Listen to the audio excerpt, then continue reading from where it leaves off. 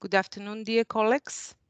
Welcome to the third panel of the first parallel session, titled as the Determinants of Economic Growth, Current Situation and Prospects.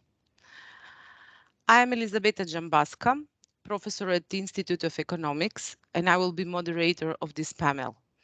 It consists of 4 papers. Note that the question and discussions are provided after we finish all presentation. As you all know, each presentation should last 10 minutes. Therefore, please respect this time frame. As a reminder, I will alert you when you get to the 8th minute of your presentation, so you can plan the rest of it. All participants can join in the discussion or can ask questions by raising a digital hand or writing in a chat area. And finally, I shouldn't forget to mention that the whole session will be recorded. Now, we can start with the first paper, titled Challenges of the Demographic Aging in the Republic of North Macedonia, Current Situation and Prospects. The author of this paper are Aleksandra Lozanovska, Verica Janeska, Elisabeta Jambaska. My colleague Aleksandra Lozanovska will present it. The microphone is yours. Please share your presentation. Thank you, Betty.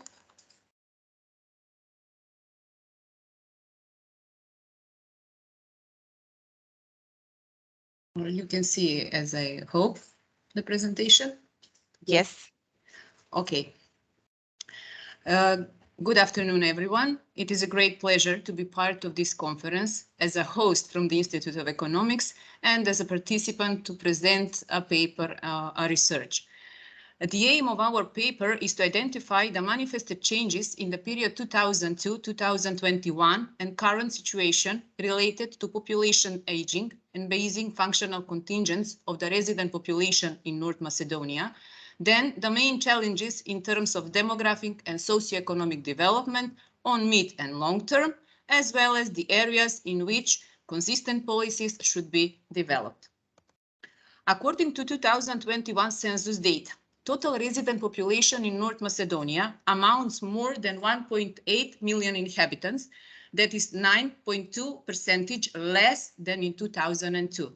Calculations according to the vital statistical method show that in this period, the country has lost more than 240,000 inhabitants due to the emigration abroad, which includes the entire natural population increase and more than 185,000 persons of the resident population from 2002. It means that the total population in 2021 is lower, not for 9.2, but for 12%. Population changes are accompanied by accelerated population aging. This process in North Macedonia began in the mid-90s when the population reached the threshold of demographic age, which is rank 4 out of 7. According to 2002 census data, the total resident population had entered the stage of demographic age, rank 5.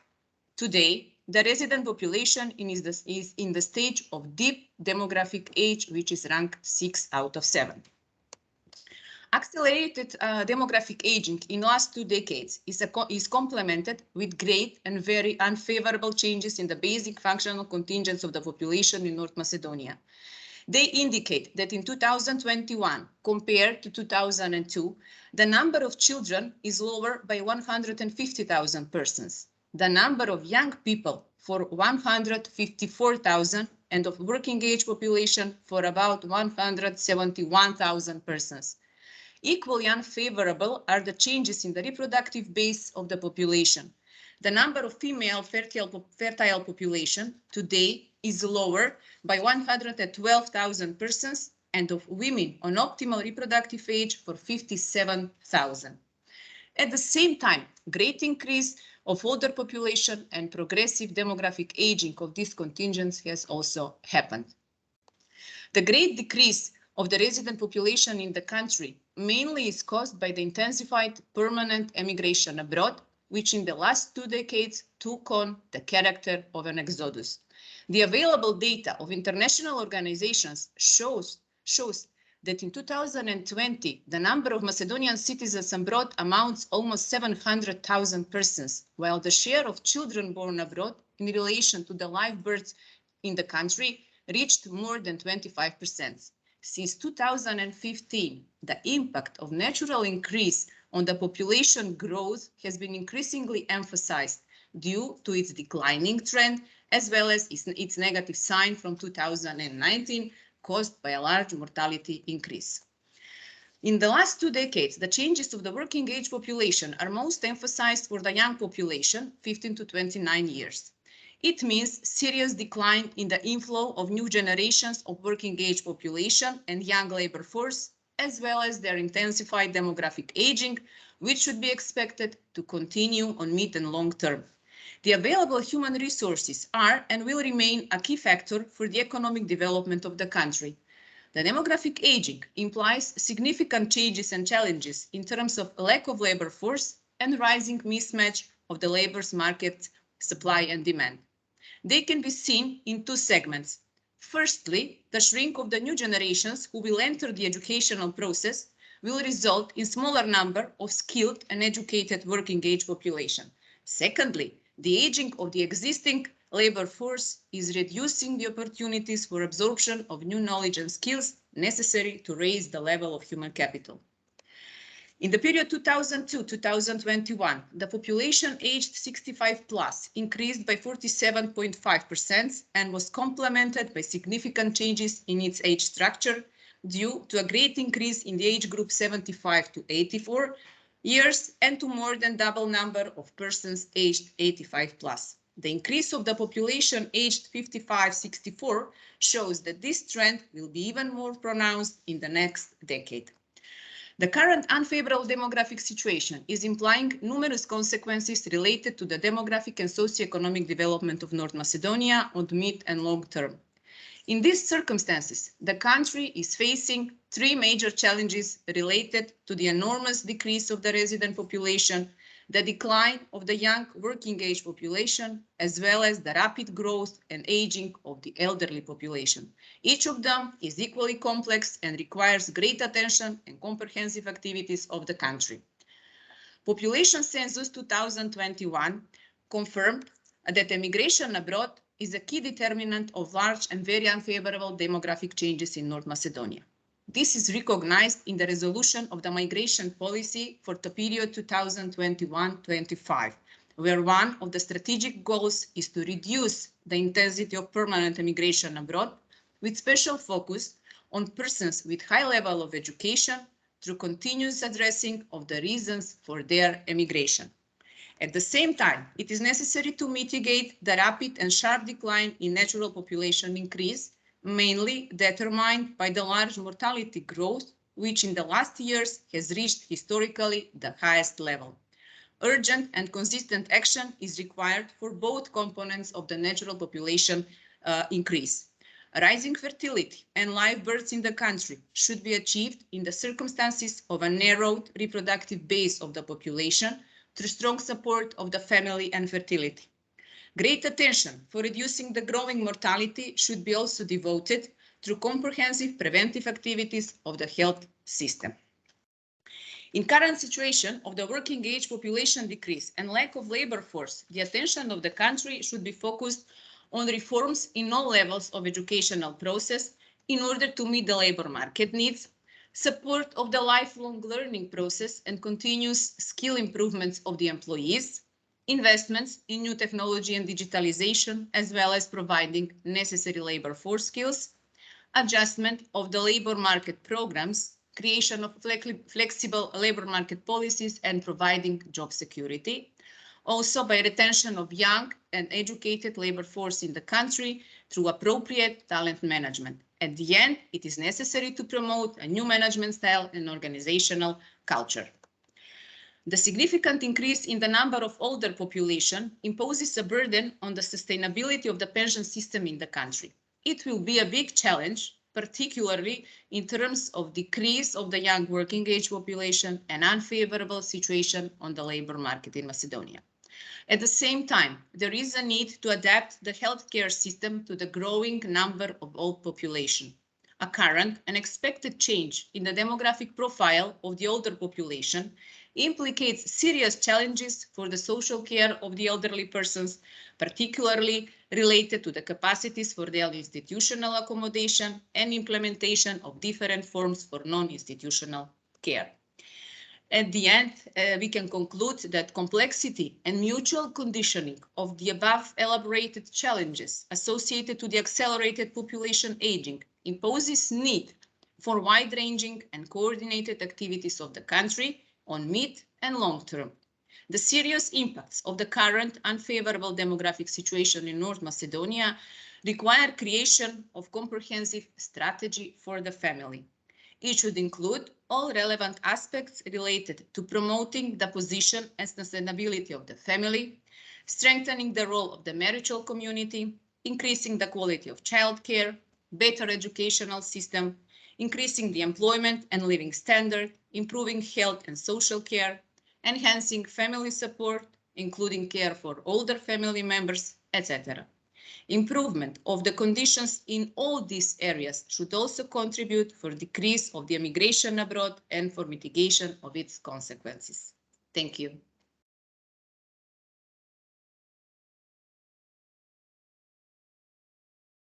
Thank you, Alexandra, for your concise presentation. And according to the agenda, next is the paper Influence of the Online Freelancing to the Labor Market, written by Jovanka Damoska-Sekulovska. Colleague Jovanka, could you start and share your presentation? Just a moment, please.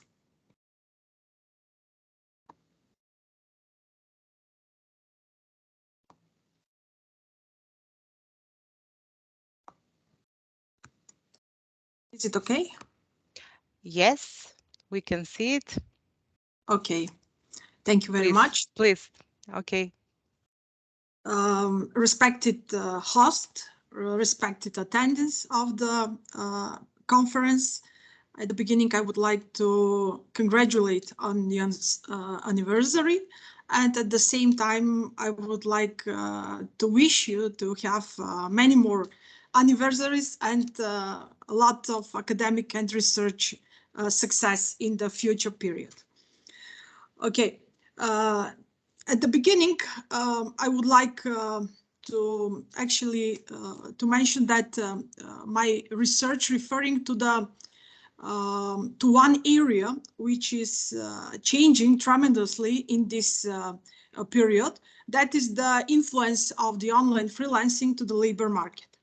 So what is the aim behind this research? Firstly, to analyze transformation of the labor market as a result of the digital technology, which is one of the main factors which result in the increase of the freelancing. Also to recognize the growing trends in the online freelancing.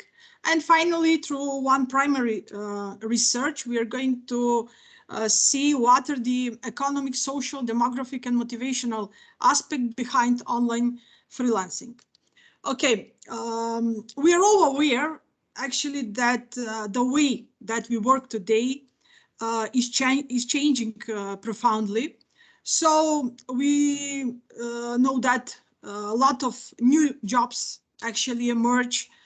Some of the existing declines or disappear completely. So one of the most, we can see a striking evolution of the labor market is the rise of the freelancing. It is connected with the so-called gig economy.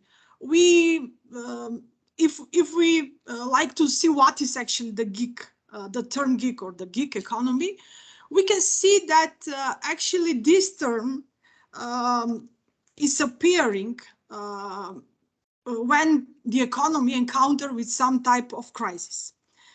Firstly, it disappeared in the period of the Great Depression in the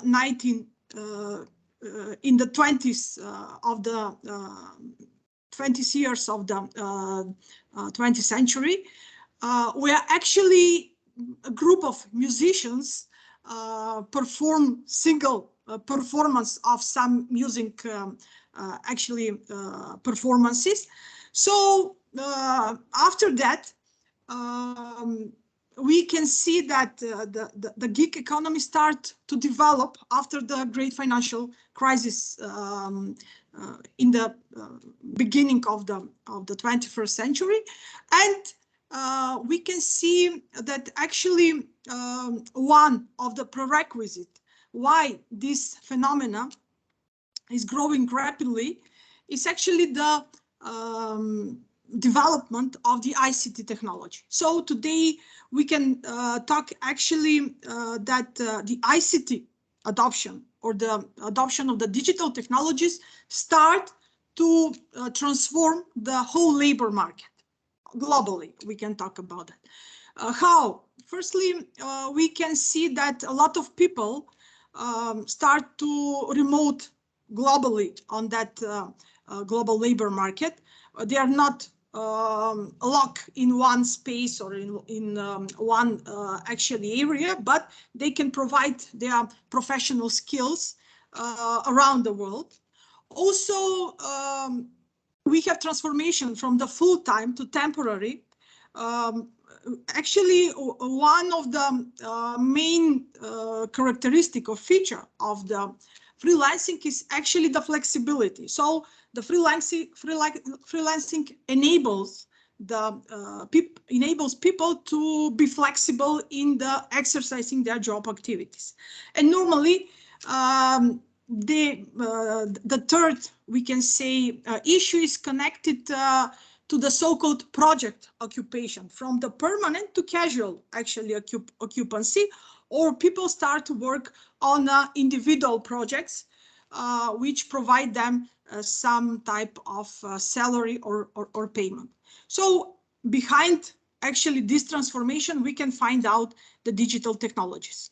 So how or what are the actually factors which influence to this transformation referring to the digital technologies? They're actually the digital labor platforms, which today becomes crucial or one of the essential factor or part of the global labor market. We actually through these platforms who have actually the role of middleman between the supplying and demand of the actually labor. They provide these intermediate services to the suppliers and demand side of the labor market. But connected with this type of online labor market, we can find or we can encounter with some type of a problem that actually the conventional statistics that we use when we measure the traditional labor market actually is not suited to catch all these actually changes that are happen from many purposes. One of them is actually because most of these online gigs or online freelancing is connected with the service, with the services, so they couldn't be actually added directly to the process of production, and it is very difficult to be measured. Also, the other type of actually features are connected, or incapability of the statistics is connected with the tax issues, where actually a lot of freelancer don't pay attention to the, or they would like to circumvent actually the tax policies of the economies. So we can find a lot of actually features why it is very hard today to measure actually this online freelancing. So referring to that, actually within the I laboratory of Oxford University. It is made one actually try to measure actually this trend or transformation of the labor market, referring to the online labor. That is online labor index, which actually measure the supply and demand of online freelancing, but on the base of the number of projects and tasks which are performed across platforms. So as main points are taken actually the huge freelancing platform from the English language actually area, and on that base are constructed the models through which we can find out how it is happened, this process of transforming of the gig economy. What Sorry we can... for the interruption, Jovanka. You have only 2 minutes. Okay. What are the trends that we can acquire referring to this online labor index? That actually it shows 51% global growth in online gig economy from the period of from 2016 to 2021. And what we can notice here is actually referring to the occupation. Most of the online or most of the freelancer are focused or are located in the software development and technology work. We can see that also from this slide, where it is presented actually the trends in online gig economy, referring to the demand by occupation, or that is the demand side of the market, where we have a majority or the dominance of the software and development industry. And on here, on these slides, we can see what is the supply of occupation, where most of the supply of freelancer or online freelancers also belongs to the software development and technology. This trend of online gig economy, we can follow or we can track in some direction. Firstly, it become pandemic could be considered as one of the crucial contributors toward online gig economy. Also, we can see that a lot of young, skillful and educated people are involved in the freelancing, and normally a lot of companies today can consider actually freelancing as a way how to absorb a lot of market shocks that they encounter in this period. I would like to share some results from the primary research, which was conducted on the Reddit Discord survey, where actually the surveyor were questioned by some issues connected with what is their behind their motivation to be employed into the as a freelancer. So here, this slide actually provide information about the ages. We can find out that most of the freelancer belongs to the people or the young people rating from 18 to 13 years. They are actually millennials and Generation Z. Also, referring to the period of joining to the gig economy, we can see that actually this trend was regular even before actually COVID-19, that a lot of people actually were employed in the as a freelancer. Type of the freelancer, we can see that most of them are independent contractors. That they mean that the freelancing is their own, the unique activities. But we have also the so-called moonlighters, or the so-called temporary workers, who actually freelancing is kind of additional job. Also, what is motivation behind engaging as a freelancer? Salary is determined as the major motive, and also flexibility, which is provided by the freelancing job, how they can manage actually their time and their schedules.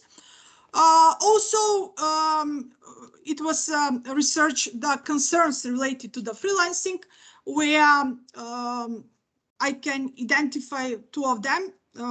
That is difficulties to find enough gigs, and actually the worry to be frauded by the employers.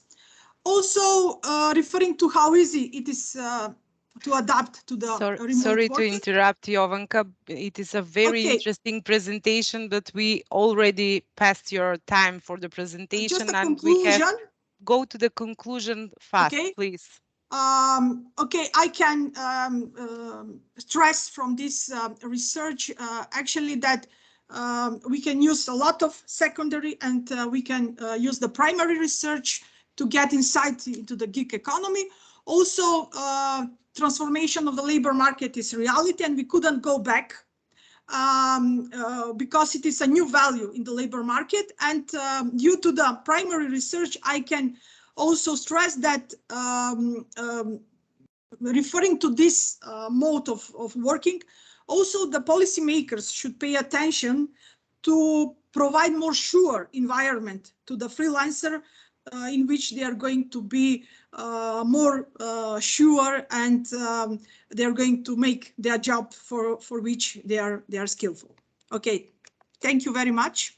Thank you for the interruption, but we have a very tight schedule and the other participant must have the equal opportunity to share their presentation. So we can discuss in the section of discussion. Maybe we can go back on some question that you want to emphasize and share with us. Authors of the next paper are Kristina Velichkovska and Bojan Georgievski. The title of the paper is The Causal Relationship Between Income Inequality and Educational Attainment. While the presenter will be Kristina Velichkovska.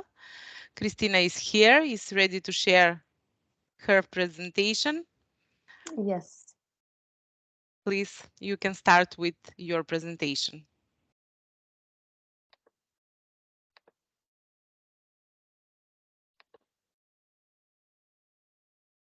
Can you only confirm whether you see the screen? Just a moment. Da, yes, we can see.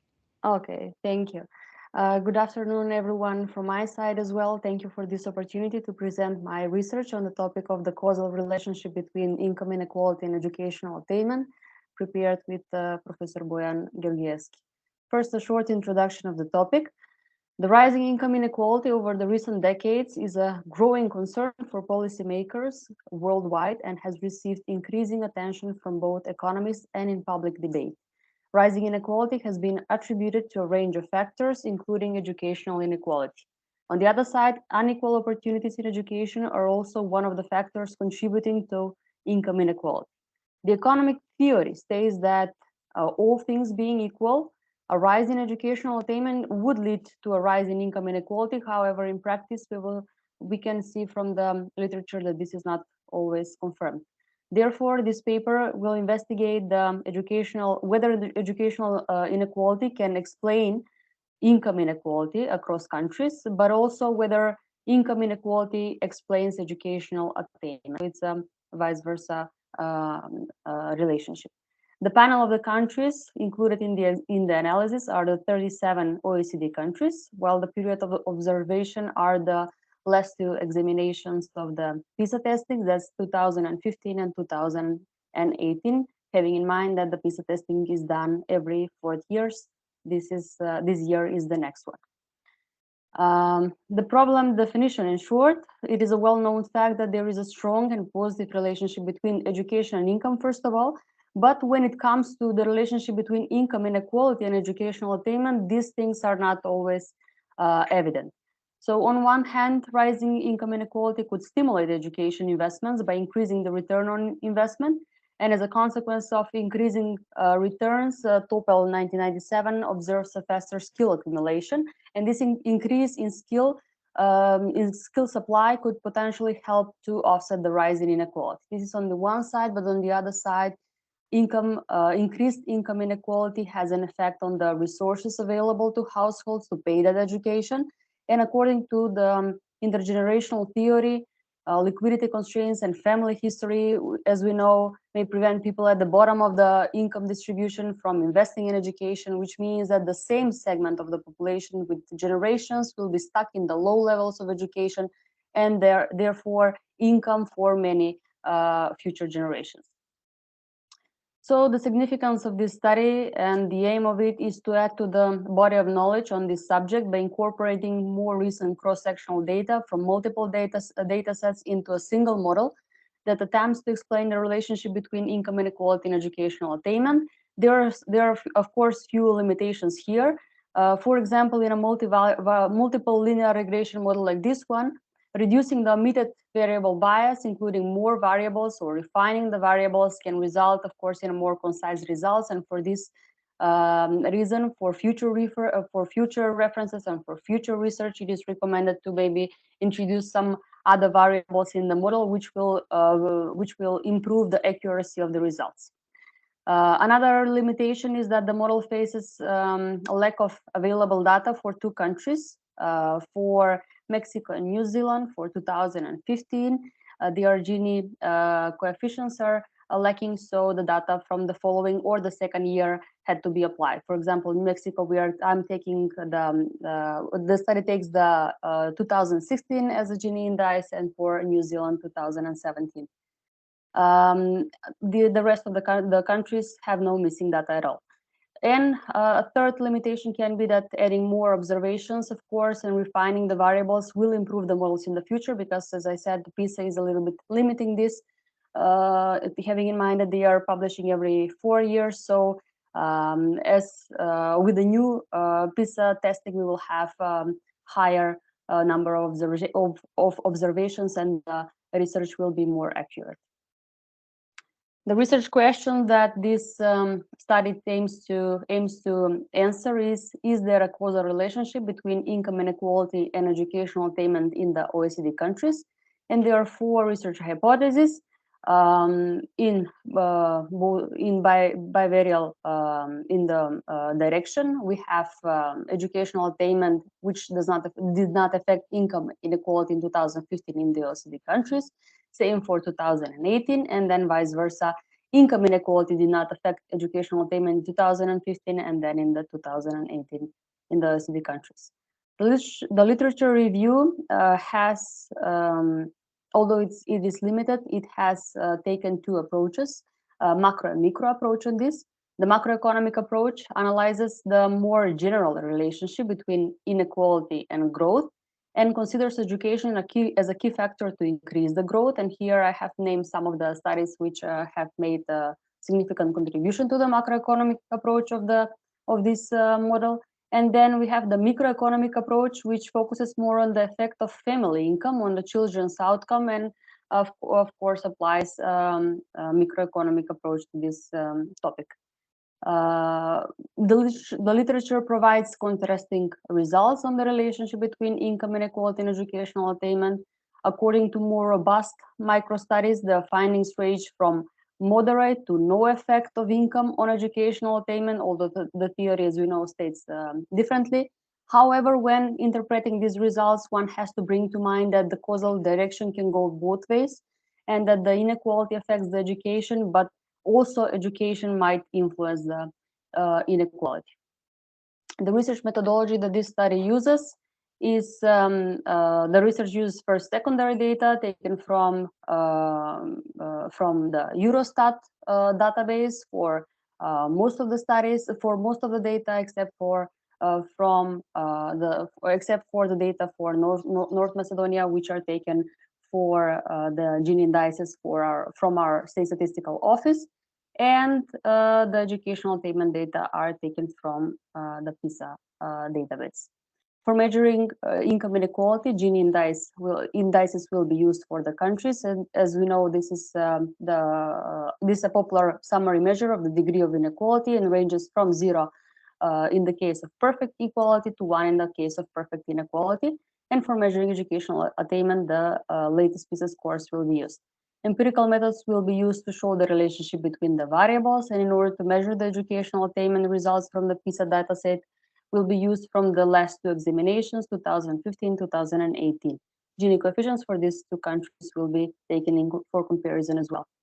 The specification of the model and the empirical results. Here, first we can see the four linear regression models. They are divided in two categories. We have first two models for the impact of educational attainment on income inequality, and the second set of models is showing the impact of income inequality on educational attainment. Before we go into the multiple linear regression models, I have shown here the summary statistics of the data, where we can see that the mean values have increased from 2015 till 2018 for both the PISA and the Gini variables. Looking at the first simple regression model for the relationship of PISA and Gini in 2015, based on the results, we can see that in 2015, for every point of increase in the PISA score, the country's Gini coefficient decreases by 0.0012, which means that there is a drop in the income inequality by 0.12%. This model is a good fit because it is able to explain 34.45% of the variability of the income inequality for this year, and the relationship is negative and significant and impacts, and it means that the PISA result impacts the income inequality as would be expected. Same is done for the year 2018. Here we can read from the results that for every point of increase in the PISA results, the country's Gini coefficient decreases by 0.0018 or 0.80% decrease in income inequality. This model is much stronger than the one from 2015, as it is able to explain 50.55% of the variability of the income inequality. It is once again a negative and significant relationship between the two, and this means that we can reject the null hypothesis that the PISA in the 2018 does not affect the income inequality in 2018 at the 0.1% significance level, or in other words, the increase in educational attainment for this year has affected income inequality to drop in the same year. Sorry for the interruption. Please, could you go to the conclusion? You have only 1 minute left. Okay. The same is true for the opposite direction as well. Here we can see in the scatter plot the significance and the negative relationship of these models, although they are moderate here. And just shortly in the discussion, the model has 37 observations, but the probabilities of other factors affecting income inequality as well as educational attainment are high in single regression models. Thus, to obtain a deeper understanding of the relationship between educational attainment and income inequality, multiple regression models might result in more precise findings, as we said before. To begin with, average PISA achievement is just one indicator of the education system success, and the achievement tests on which the findings in this study are based on are low stakes. Modeling that suggests that changes in the PISA scores are related to real-world outcomes such as economic growth, which counters this concern. Therefore, for future research, GDP growth can be introduced as a variable when comparing to the PISA scores. And from these findings in the above simple regression models, we can conclude that we can reject all four null hypotheses that educational attainment did not affect the income inequality and vice versa in the OECD countries in these 2 years, which indicates that educational attainment has a negative relationship with income inequality and vice versa, or in other words, income inequality can negatively affect educational attainment and vice versa. These results are consistent with the larger body of research that has challenged the importance of educational policies on income inequality. Just to not to lose more time, I will show here shortly my recommendations as well, that which I also mentioned before, that other variables can be included in order to add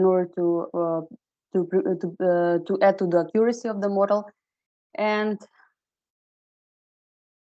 some other recommendations as well for the policymakers. So thank you for your attention. Thank you very much, Christina. It was indeed notable presentation and a lot of number and results to share. We will shortly after in the panel in the time for discussion, maybe we can back here and discuss some of it.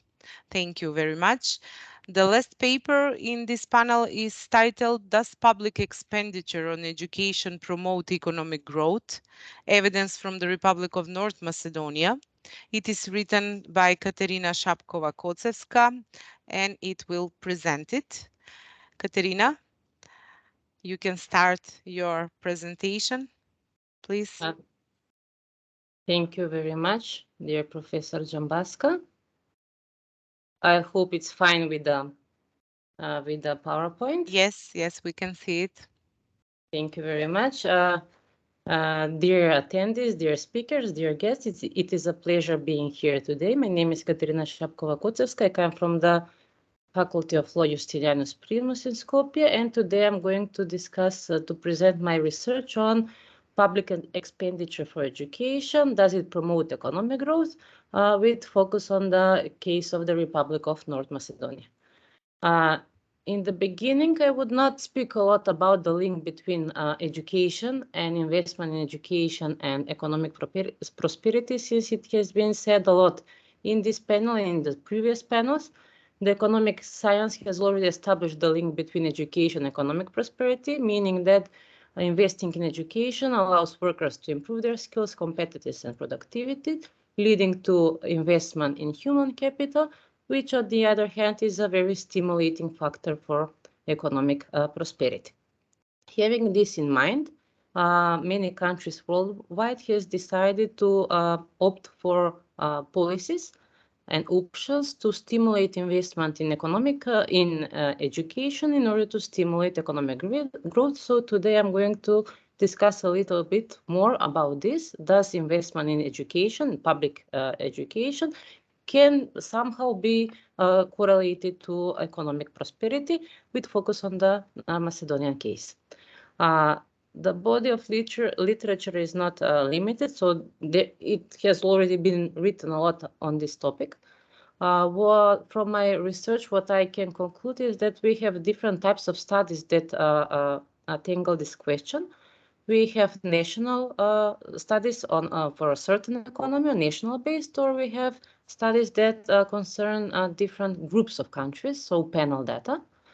Of the national studies here, I would point out the Merson and Caesar's work from 2014 that are trying to explain the relationship between the public expenditure on education and economic prosperity on the case of Turkey. And they prove that there is a robust impact of education expenditure on Turkey's economic growth on a long period of time from 1997 to 2012. Something similar is done by Haini, who is researching the health and education expenditures across provinces in China from 1996 to 2015, and he concludes the same conclusion that education expenses can lead to enhancement of the economic growth. What is interesting is to point out that we have studies that examine this relationship, but the results can also be in the opposite direction.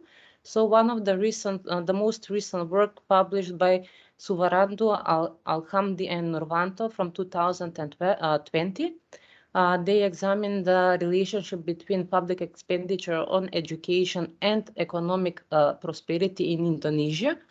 And they find out that there is a negative relationship on the short run and a positive relationship of educational expenses on the economic prosperity on the long run. However, they are both statistically insignificant. Also, there are studies that are trying to explain this connection in a group of countries, such as Al Yusuf worked from 2010 and Churchill with the authors in 2015. So this is where I begin from. I follow the methodology proposed by Merson and Caesar that are trying to explain the linkage between education expenditures and economic prosperity in the case of Turkey. So I replicate their methodology on the case of the Macedonian economy. I use two variables. The first one is a proxy for educational expenses, and the second one is a proxy for the economic prosperity. Gross domestic product per capita given in 2005 local currency units, so in denars, constant denars, is a proxy for the economic growth, economic prosperity. And as educational expenses, I take the current expenditures given in the financial statements in the budget of the Ministry of Education and Science as a proxy for education expenditure. I will describe. This is one of the limitations of this study, is that data are very obsolete in the case of Macedonia, in the Republic of North Macedonia, especially in the case of education. So this is something that needs urgently to be improved. Both of the variables are transformed into their natural logarithm form, and the period that I analyze is from the independence 1991 to 2020. In the beginning, I checked the stationarity of the variables because this is a time series analysis. What I get as a result is that we do not have problems with the variables with regard to their stationarity. The unit root tests that were employed show that the GDP per capita is has stationarity at its level, while the educational expenses is stationarity at first difference. Meaning that this model is suitable, these variables are suitable to construct an autoregressive distributed lag models, because this one of the assumptions of this model is to have I1 or I0 time series or time series processes. But because they are stationary at different level, we needed to conduct a analysis. The F statistics in the co-integration analysis was 12.8, and this calculated value is higher both than the lower and the upper critical value, or lower and the upper bound of the bounding test, meaning that we can conclude that there is a long-run equilibrium between the variables. So what's next in this technique is to estimate both a short-run IRDL model and the long-run IRDL model to examine the relationship between the variables. Here comes the interesting part. What I did not expect that was the case in our country's case, and it is on the short run we receive statistically significant coefficients between the before the independent variables, but on the case of the educational expenditures, the coefficient has negative value, meaning that increasing the educational expenditures, the government, the public educational expenditures can lead, all else held constant, can lead to decrease in the GDP per capita of the country, which is similar to the Indonesian case. So it's not something that is we do not have experience in other countries, but I was not expecting this result in our country. The same is on the long run, but here the coefficient is statistically insignificant. So the result is statistically significant only on the short run. When I check the robustness of the model, it turned out that the model is fine. It means that it does not have problem with heteroscedasticity, serial correlation, or autocorrelation. And also both the Ramsey reset test and the Kusum test for the stability of the residuals show that the model is also does not have problem with stability. I try to explain why we got this kind of results when the economic theory obviously says that if the country is allocating more funds towards education, it can boost the economic prosperity. So we are a peculiar case. And I think that there are two plausible explanations about this, about the situation. The first one is how and why these funds are allocated for. So we took the total budget of the Ministry of Education, but if we analyze the structure of the expenditures, we can see that majority of the expenditures in education are oriented towards salaries of the staff that is working at educational institutions, which might not be a good strategy for promoting quality in the education. And second, it can also be a problem, the proxies that we use for educational expenditures. This was a huge problem, as I said before, with lack of data. It was very difficult to find how the total expenditures of the country that are invested in education. And I tried with several tools, including public access to free information, consultation with the Ministry of Education, consultation with the Ministry of Finance, UNESCO database, World Bank database, and I found out that the country needs urgently to improve the statistics when it comes to education and when it comes to education expenditures, in order to have better insight what is going on in this sector and how changes in education can lead to improvement not only on economic life but also on other aspects of the important aspects of the society. I would stop here and I welcome your questions and comments. Yes, thank you. Thank you very much. Thank you, Katerina. That was the last presentation in the panel. Now, once more, thank you for all your presentation. Now we can start with the discussion and questions. You can all have the options to raise your digital hands or to write your question in chat. So please, any question?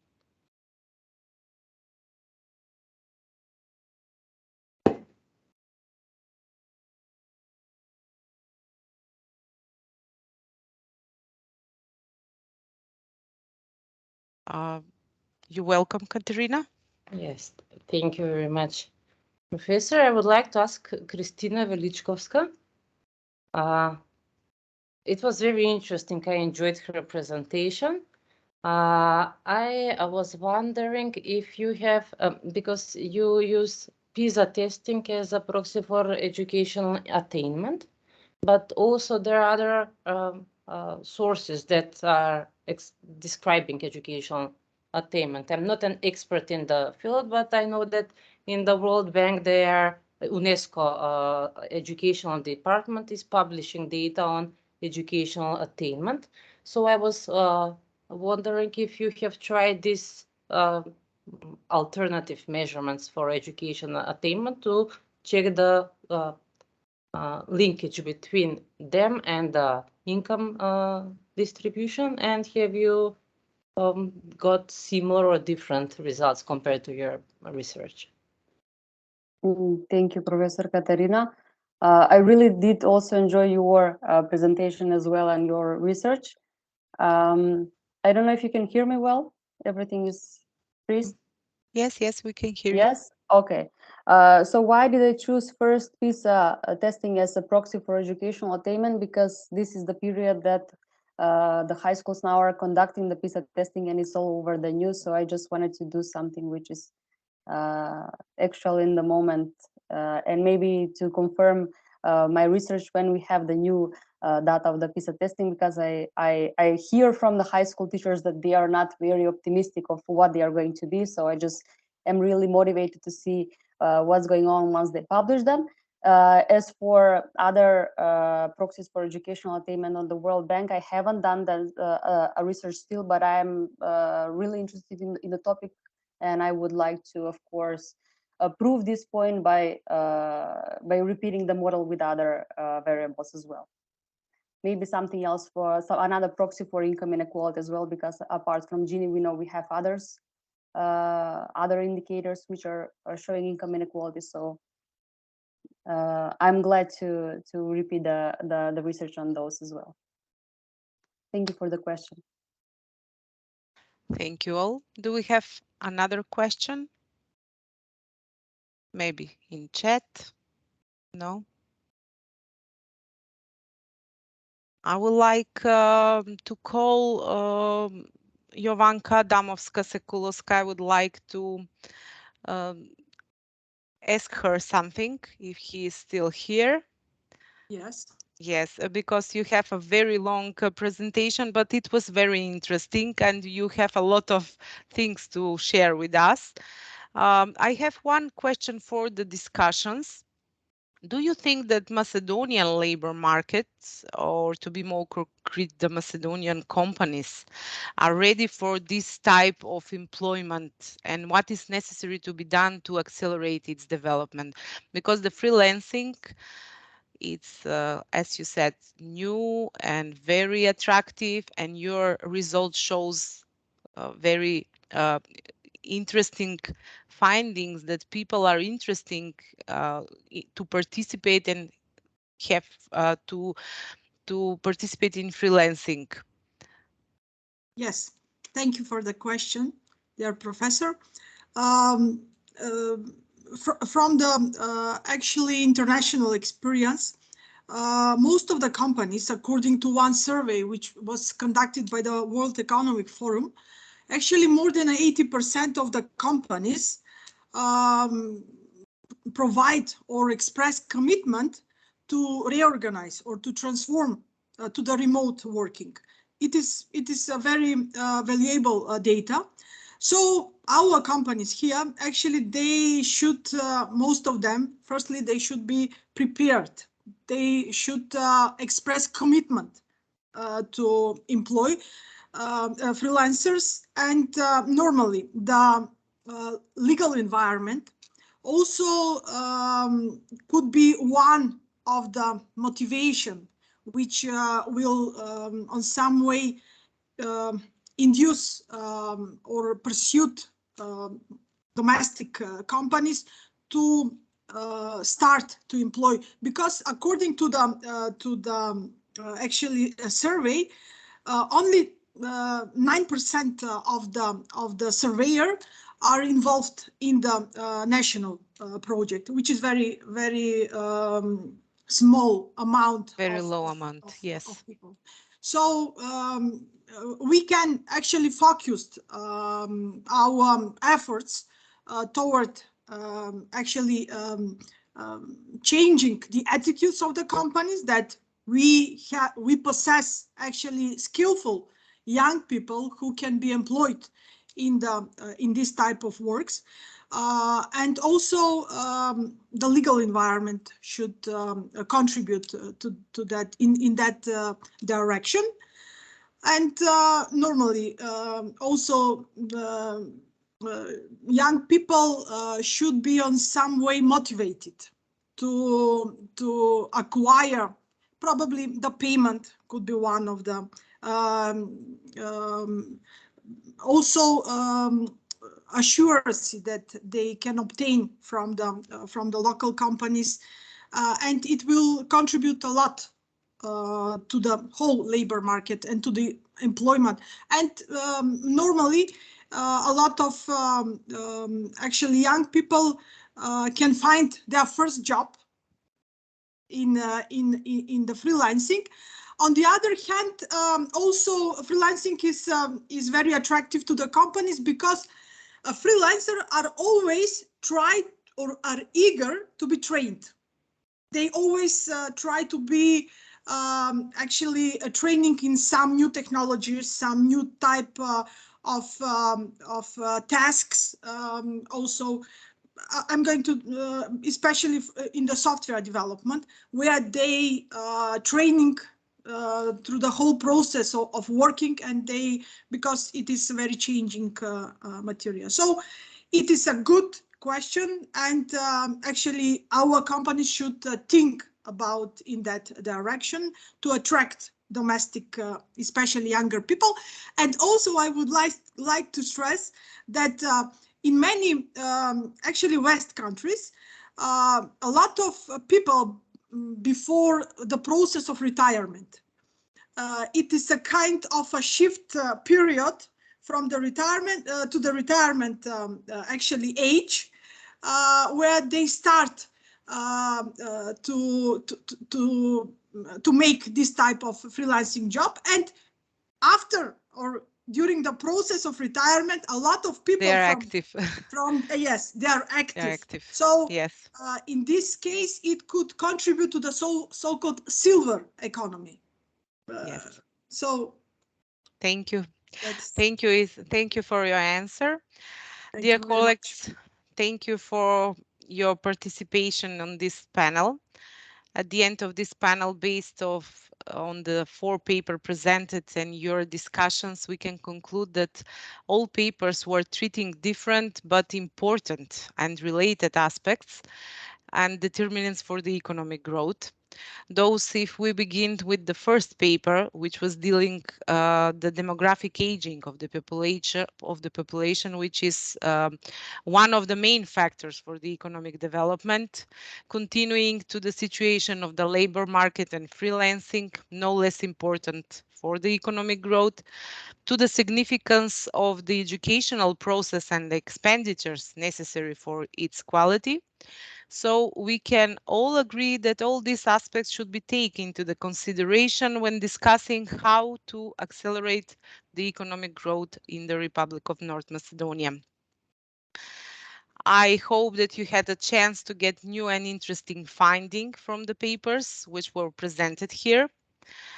I wish you all good day, and I would like to announce that the 2 minutes break is following. Please use it to make preparation for the next panels. It starts at 14:20. Thank you again for participation. Thank you very much. It was a very pleasure. Thank you. Thank you.